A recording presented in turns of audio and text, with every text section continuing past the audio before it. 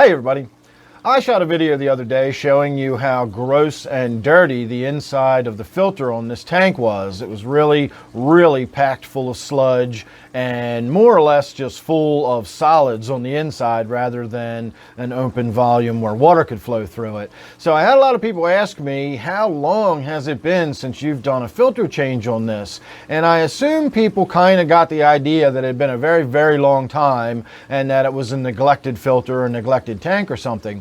And it really isn't. I do regular maintenance on this aquarium. I may need to do it more frequently than I do, but it does get regular maintenance. And I would guess that it's probably been no more than 6 weeks to maybe 2 months since I've done a filter change on this tank. Again, it gets fairly ordinary, regular maintenance on it. If you want to go wild and say time got away from me a little bit and say maybe it was 10 weeks, you know, that's fair enough. We can call it 10 weeks if you want. But the inside of the filter was extraordinarily dirty. I will attach a card if you haven't already seen that video. It's worth having a look at to just see how it literally looks like physical solid sludge is packed inside this filter canister. So based on all the questions I got about how long it's been and how dirty the tank is and how dirty the filter is and all that, I actually want to talk about what's going on in there because there's a little more to it than you might think at first. For one thing, it was called a nitrate factory by quite a few people, and I don't necessarily think that's the truth. In fact, I don't think that's the truth at all. I don't think these dirty canister filters are nitrate factories at all. It's quite the opposite of that, but we will get to that as we break this all down.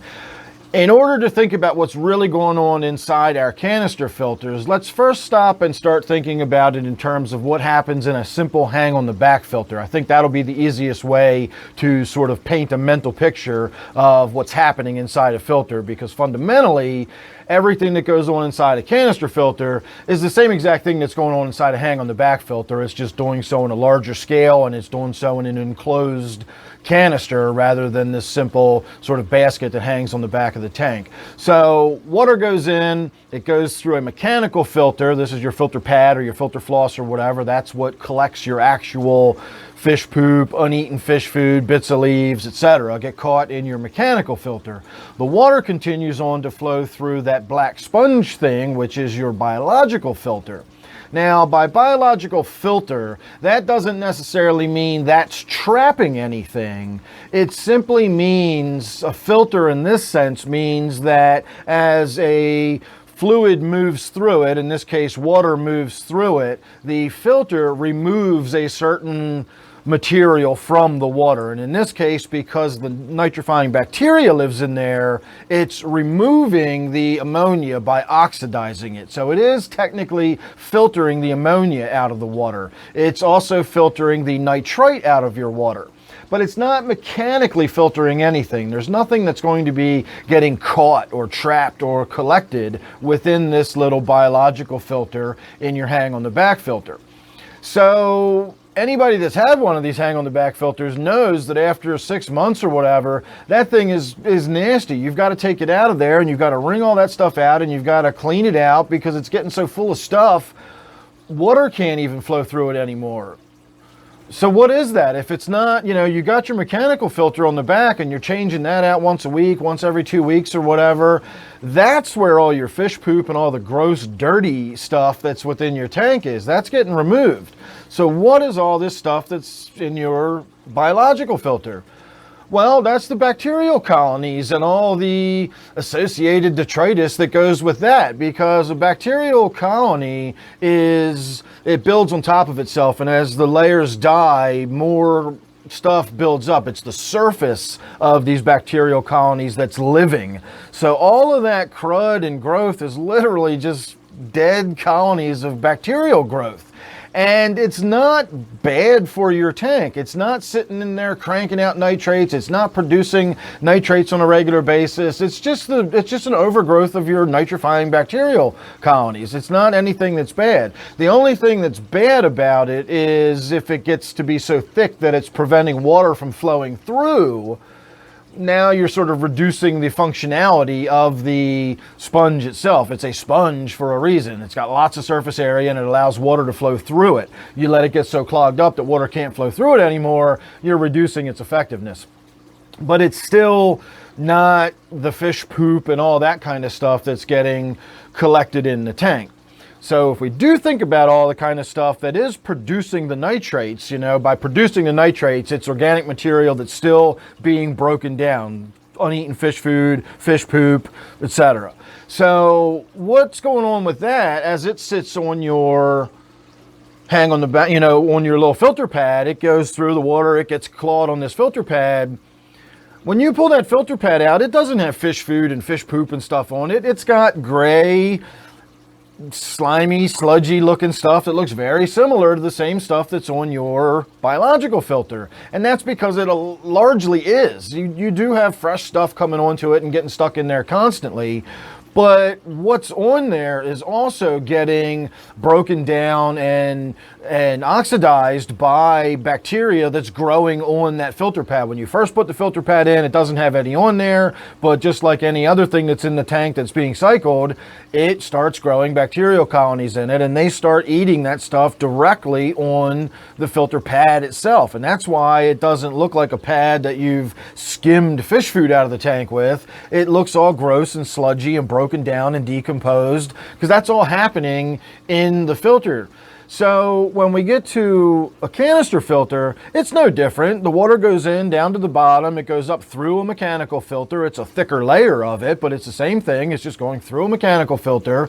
And the water then goes up through all the layers of biological filters. And instead of having a sponge filter, you've got bio balls or ceramic rings or whatever. And in my case, that area where those biological materials were growing grew so rapidly and grew in there so much that literally was packed with all this nitrifying bacteria and everything. Now, of course, in my situation, it was all being bypassed. The water had sort of cut a channel right back up to the top and back out to the tank. So it was more or less bypassing the filter all the way around. But all that growth in there was not stuff that was sitting in there generating nitrates into my tank over and over, continually and constantly. So that brings me to my final point of the mulm itself, the physical stuff that you really do have to worry about eventually causing nitrates in your tank. Your fish poop, your uneaten fish food, dead leaf material, any organic material that's going to decompose in the tank decomposes and breaks down and produces nitrate. It produces the nitrate by first producing ammonia. That ammonia gets broken down through the nitrogen cycle, and the end result is this nitrate. So effectively we can say, you know, uneaten fish food turns into nitrate effectively in your tank. But it doesn't keep turning into nitrate over and over and over and over again. It simply turns into nitrate and then it's done. Think about putting wood into a fire. You put wood into a fire, that wood contains a finite amount of energy. The fire is basically an oxidation process. Heat and oxygen are oxidizing the wood, releasing the energy that's stored in the wood, and when all the energy is released, you're left with ashes. Those ashes are the spent, leftover, unusable remains of what was left. All the energy has been spent out of that wood. You can't make those ashes produce any more heat or fire or anything. They're done. And it's the same way with the mulm in your fish tank. It started as fish food or even fish poop. Well, ultimately that started as fish food, and the fish sort of helped the process along by partially digesting it. They poop it out, it burns, it oxidizes, and eventually it ends up as ash or mulm. And that's the spent leftover product. It's not going to continue producing nitrates indefinitely in your tank. So when that stuff gets trapped in your filter and gets broken down, once it's broken down, it's broken down. So this idea that a dirty filter is just this nitrate factory that just keeps producing nitrates, and it's simply not true. It can't be true. It doesn't work that way. It doesn't make sense logically that you can just continually produce nitrates. I mean, if that were the case, you literally would have nitrate factories. You could produce fertilizers by simply endlessly generating nitrates out of the same finite amount of starting material. You could just keep cranking out nitrate, and it just doesn't work that way. Once the material is broken down, it's broken down.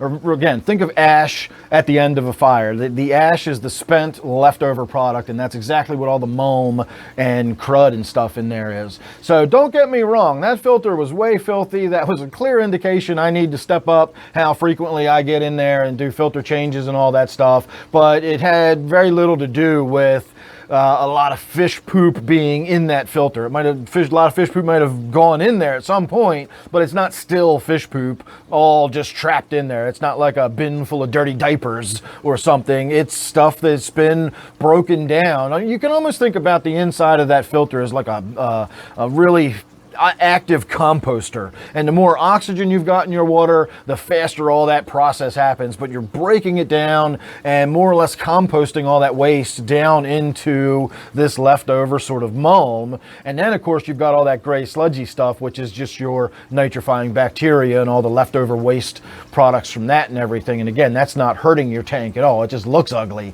but it's not hurting your tank at all. It's perfectly clean. So that's how you can have a tank that, you know, filter that looks so filthy and yet still have a perfectly healthy functioning tank and everything's fine. I've said many times I could disconnect this filter right now and I got so much nitrifying bacteria living within the tank that as long as the water keeps circulating around the tank, I'll get the gas exchange at the surface, and as long as the water is circulating around, so I still get that the nitrifying effect with the bacteria in the tank, I will have a perfectly healthy fish tank. I'll just get the moam accumulating in the tank instead of getting trapped in the filter. That's the only difference, but it's not going to change how fast the nitrates build up or how rapidly they get removed when I do water changes. The filter doesn't do any of that. It doesn't have any effect on that at all. You can almost think of the filter as being a carpet. You're sweeping stuff under. It's still there, it's still in the room, but you've just swept it out of your sight, and now the tank looks nicer, but it's all still right there. I mean, it's right in the water system, is in the filter. So